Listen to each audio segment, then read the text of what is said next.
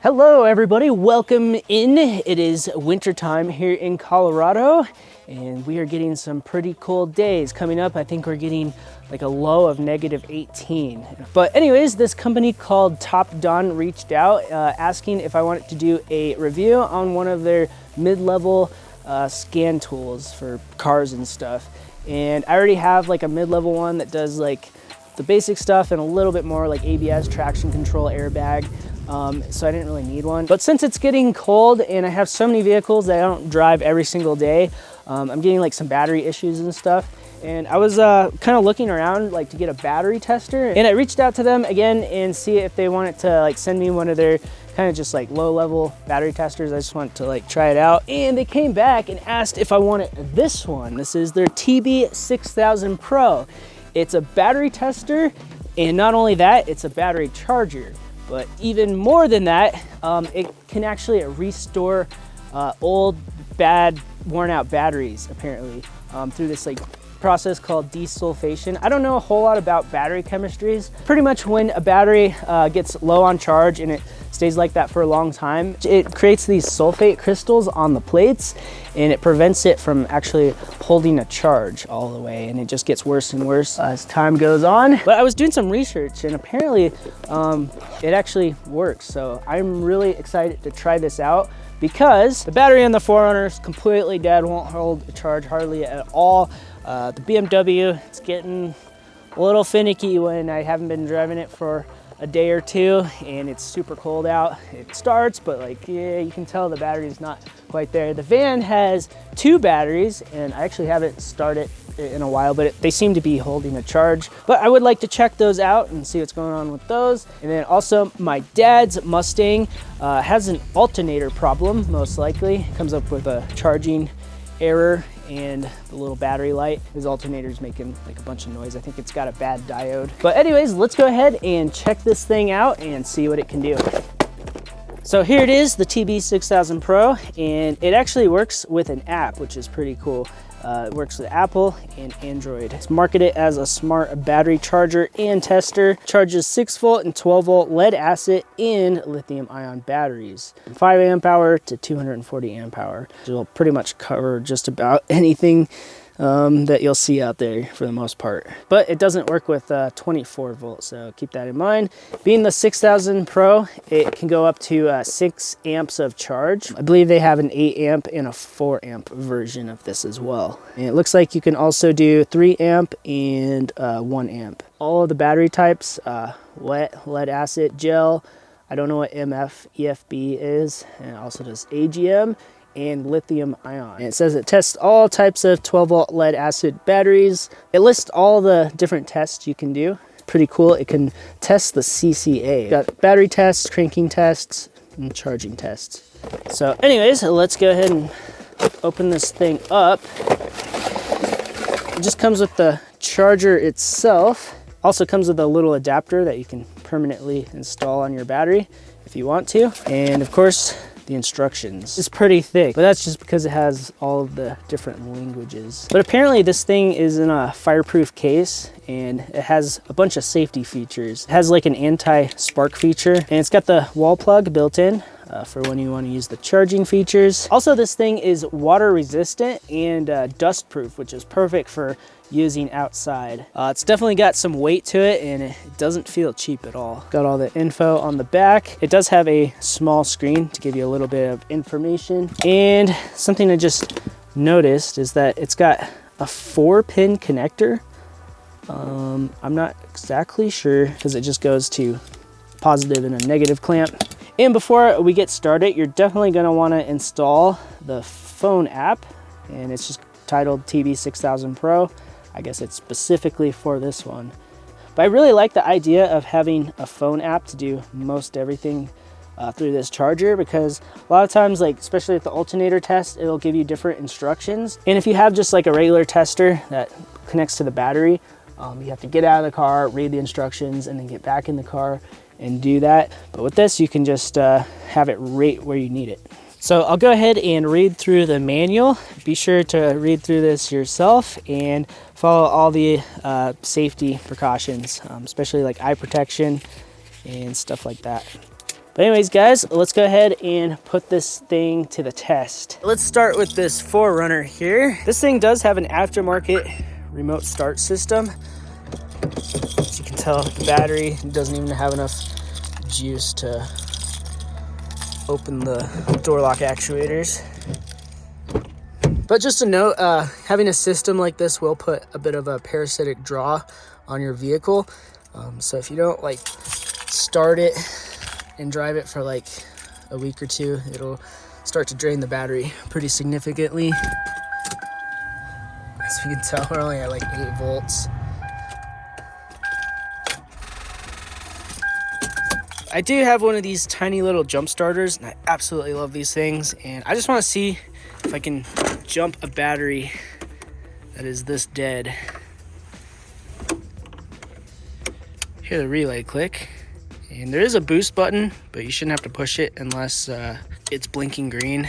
Make sure you have a good connection on there, because that can make a big difference as well. And let's see if it'll start. That's so cool. Make sure to always remove these like as quick as you can, because if you leave this thing on there too long, I guess it can cause some damage potentially. Once we got it started, it's been at 14 volts. I don't know if I'm gonna kill my alternator, but let's turn it off. Okay, so since it's obvious that this 4Runner battery is pretty screwed, I want to run a test on it just to see what's going on. But we'll go ahead and hook this up, red to red, black to black. Pretty cool. It's got a screen, and as you can see, we're only at 10 volts. So yeah, this battery is not doing so well. All right, let's go ahead and see if we can connect it to the app for the first time. And we'll go up there to where it says disconnect it. And it looks like the device is right there. Wow, it's already connected. Pretty impressive how quick that connected. You didn't even have to go to the settings and like connect to the Bluetooth there, because some devices just like don't work that well. But that was pretty impressive. They must have really put some work into this. But let's go ahead and just kind of run through like the features. Obviously it says plug not connected because we don't have it plugged in, but we're just going to run a test to see what happens. Then we have smart charging, and that'll do a before and after charging data comparison. That is pretty cool. So you can actually get data on how much the battery improved after doing some charging. And then it's got quick charging, and it's this 9-step charging process. It's pretty cool. It kind of goes through it in the manual. And then at the bottom, we have testing options. At the very bottom, we have home, which we're at right now. And we can go over to test reports, and I guess it'll save all your test reports. That's pretty cool. It's got tests and charge reports.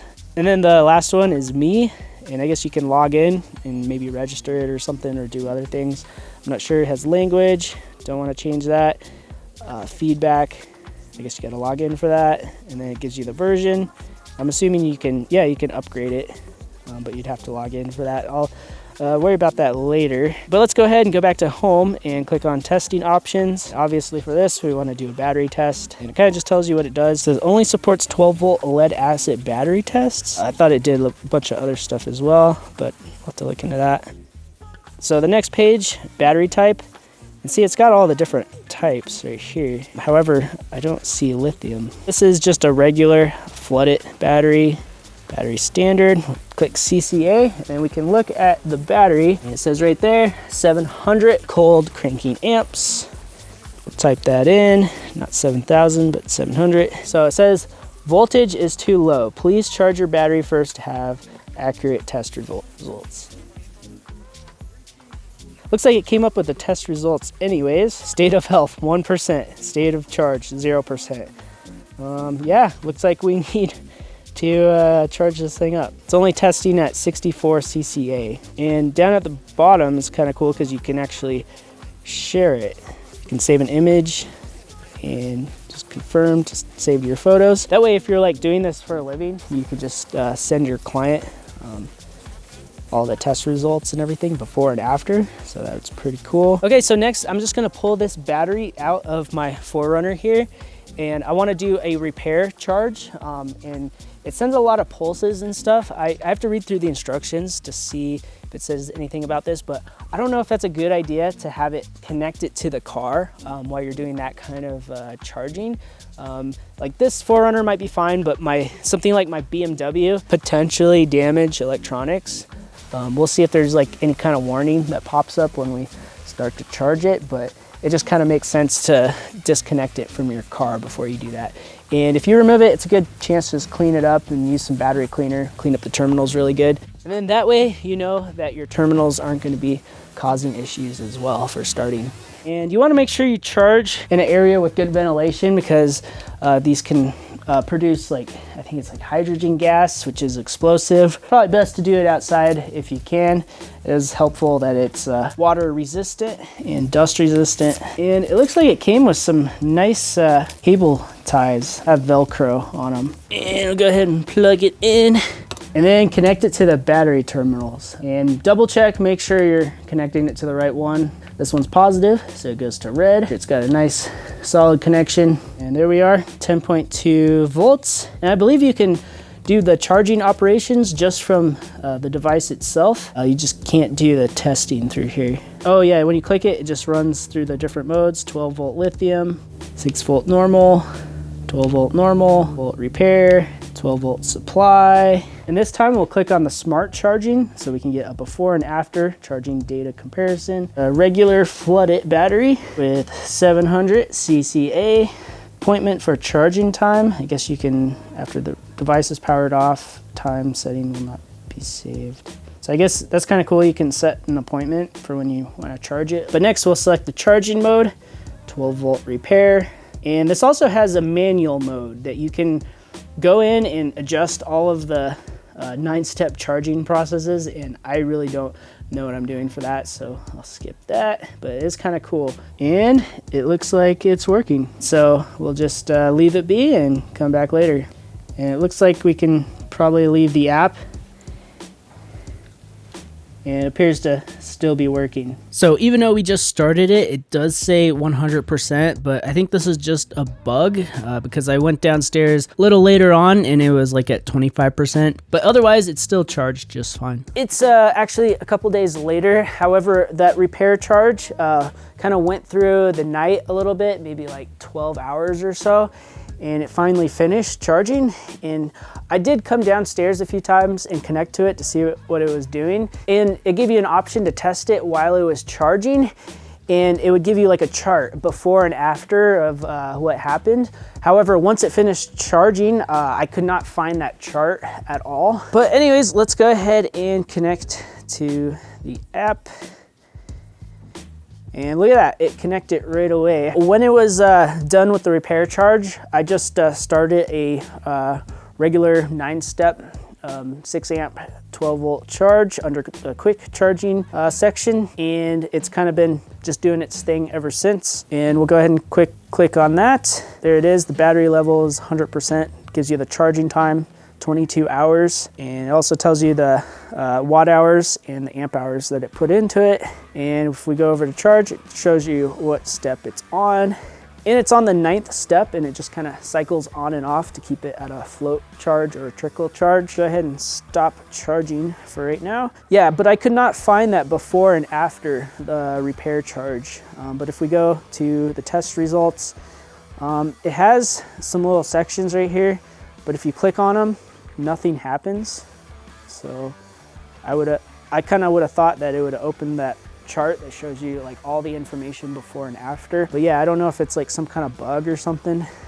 If we go to test, it has some like independent battery tests it's saved in there, but not that like before and after chart that I've been talking about. However, it does show you the watt hours that were put into this battery, but I've looked through everything and I couldn't find anything. Also, I made an account and everything, and so I could check for firmware upgrades, and it says it's up to date. And this app seems like it has like a few bugs. However, you could just do a before test and save that, and then do the charging and then do an after test. So let's go ahead and do another test on this battery. 700 CCA, it's testing. It is freezing out here. I think it's like almost 0 degrees. And it does say the battery needs to be replaced. state of health is 43%, state of charge is 100%, and the test value is 460 cca. So that is a lot better than what we had before. And the thing about my 4Runner is it had like a 400 to like 500, I don't remember exactly, cca battery in there before, and I just found this one in the junkyard and it fit, so I just put a bigger capacity battery, and I'm thinking possibly that might be enough cold cranking amps for the 4Runner. So it'll be interesting to see if it holds a charge after the desulfating process that it went through. Down at the bottom, it also has the internal resistance, and I know the closer to 0, the better. I'm not sure exactly what's bad and what's acceptable, but anyways, guys, it's freezing. I'm gonna throw the battery back in the 4Runner because I gotta drive it to work tomorrow. It's snowing a little bit out here, and this charger did do great in the freezing temperatures. It's just been doing its job. But I will see you guys in the morning and we'll see if this starts it up, because it's supposed to be like -18 tonight. It'll be a good test. All right, guys, it's like -6 degrees out right now. Let's see if the 4Runner starts. I don't have high hopes that this thing will start, but you never know.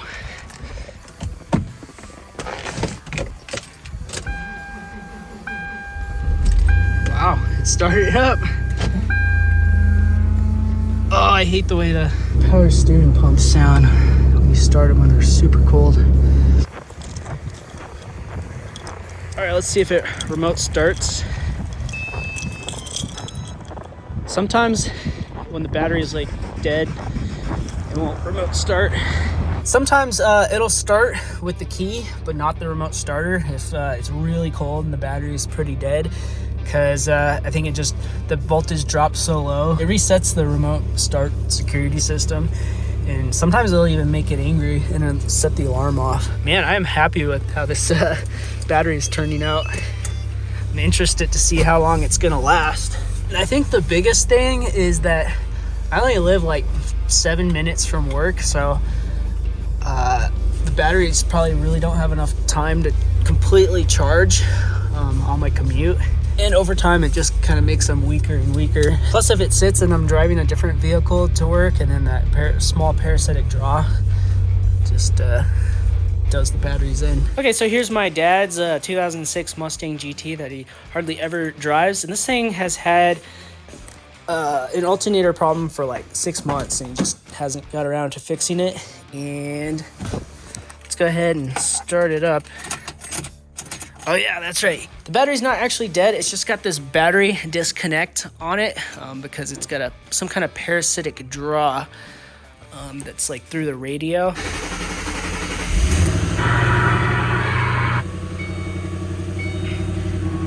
You can kind of hear the alternator whining. Usually takes a little bit of time. We'll try to turn the lights on. My dad said you have to sometimes drive it a little bit to get the alternator light to come on.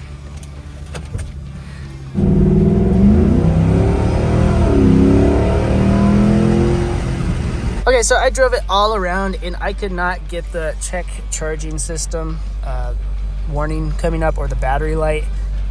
Maybe it's just an intermittent problem, but you can hear that alternator is kind of whiny. But let's go ahead and run some tests and see what we come up with. And we're looking good at 12.8 volts. And it looks like this battery is 590 cold cranking amps. All right, we're in the app and it like connects just automatically. That's like perfect. And we'll go ahead and do a battery test on here. 590 cca. And it's testing. Battery is in good condition. 100% state of health, 100% state of charge. And it looks like we're getting 620 cca out of this thing. Let's go ahead and do the charging test. That's what we're most concerned about for this vehicle. It kind of tells you everything about it. This is where the Bluetooth part really comes in handy, so I can just look at everything. It gives you all the steps, so we'll click next. Turn off all electronics, start the vehicle, and press OK to continue. All the electronics are pretty much off. Continue. And it looks like step 1 is done. Now we'll click continue. Keep all electronics off, increase engine speed to 2500 RPM and hold it.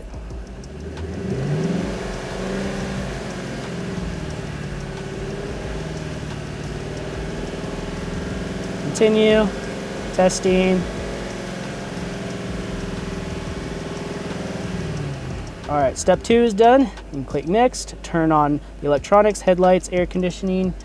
So it's full speed, radio's on, AC, map lights, headlights, and fog lights. And I think that's about everything we can do. And we'll hit confirm. Testing.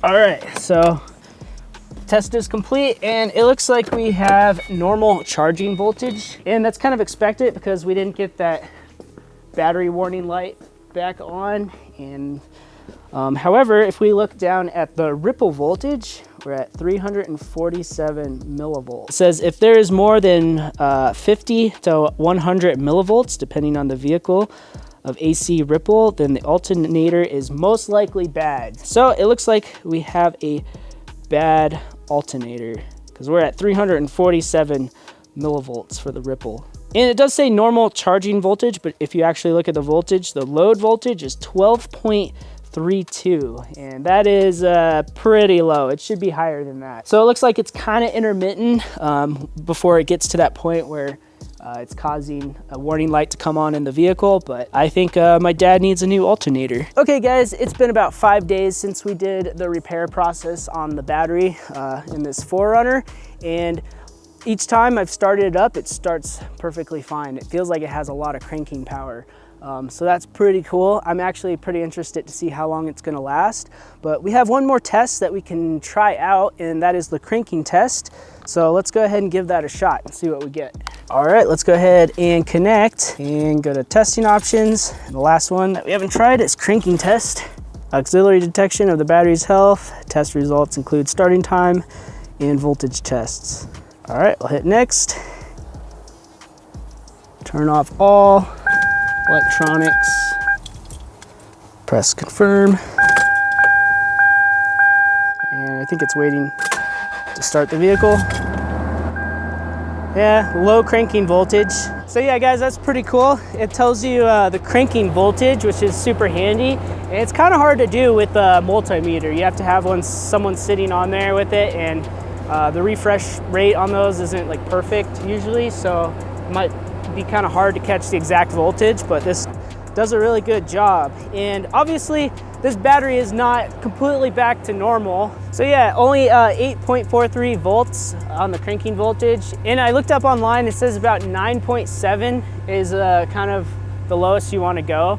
So it's about more than a volt lower than it should be, but it still cranks and runs. So it'll be very interesting to see how long this battery lasts. But it is pretty neat that that battery was only 8 volts and we brought it back to life, and it even started when it was like -10 or so outside. Well guys, so far I'm actually pretty impressed with this little battery charger and tester. Will it be able to bring your completely destroyed dead batteries back to full brand new health? Of course not. That would be pretty impressive if it did. It'd be pretty unrealistic to think that, but can it bring enough health back into old worn out batteries to actually be able to use them for a while longer? And that would be a definite yes, because I have been driving my 4Runner for about a month now, and it started every time, no problem. I haven't had to jump it or charge it, and it seems like it has enough cranking power.